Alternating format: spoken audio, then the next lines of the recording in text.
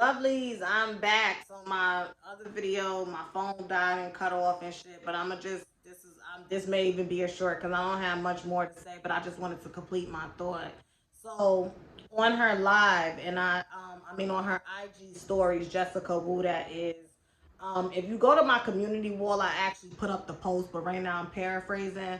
So when all of that stuff popped off, Jason Lee had basically went live and was speaking about it because he has his own isolated and personal issues with Karen Civil. And Jessica basically tagged him on her story and was just basically like, listen, like, I don't have a problem with you. I just felt this way and I would love to sit down with you and I will bring my receipts. Once again, Jessica, once again, and I say this from a place of love. Step outside of your emotions and your flesh and your ego and use your discernment. The problem that you have with Karen Civil is that you say she's an industry bully. She gets people's pages taken down. She does this, she does that. Jason Lee does the same thing. There is this social media app called Beagle Live. It is a broadcasting app. There are lots of celebrities on there. Nene Leakes, Phaedra Parks, Keisha Cole, Milan. It's a lot of people over there. Ray J, because it's a good way to make money, especially if you're a celebrity. And Jason Lee actually had two people's pages removed. Angela Stanton's transgender daughter, a black transgender girl, and you know how they're stigmatized and they have a hard time, finding their place in society and being able to get an education and make money out of fear of being ostracized. So this young trans woman started making a living for herself. Jason Lee had her page removed, and then I think it's Mother Tay or Baby Tay, I don't know how you say the name, but Tasha K actually interviewed this man. He had this man's page removed. So once again, stop looking past people's characters to get your bread buttered.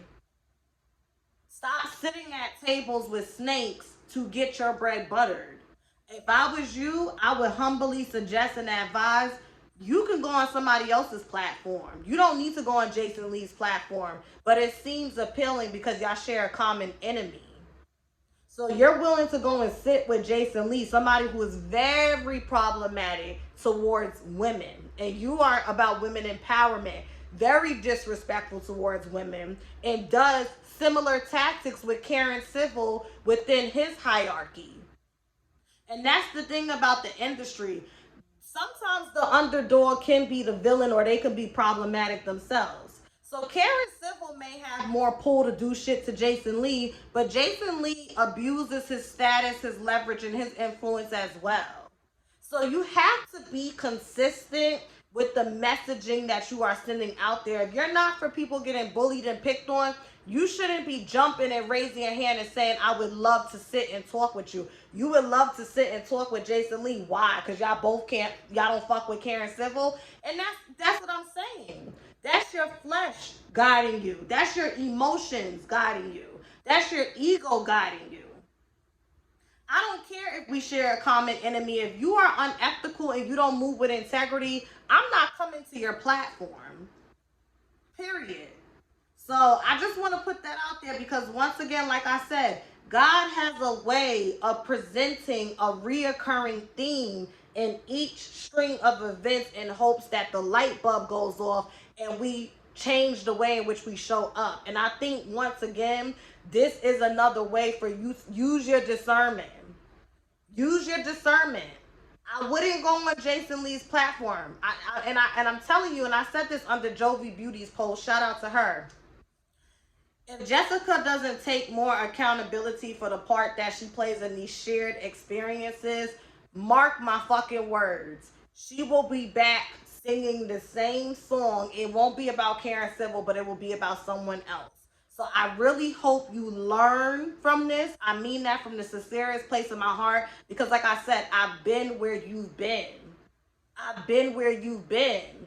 And I don't want to say the problem. I just feel like the thing is, you are comfortable being a victim and you feel like the only way to be heard, the only way people are going to believe you is if you position yourself as a victim. Be a survivor.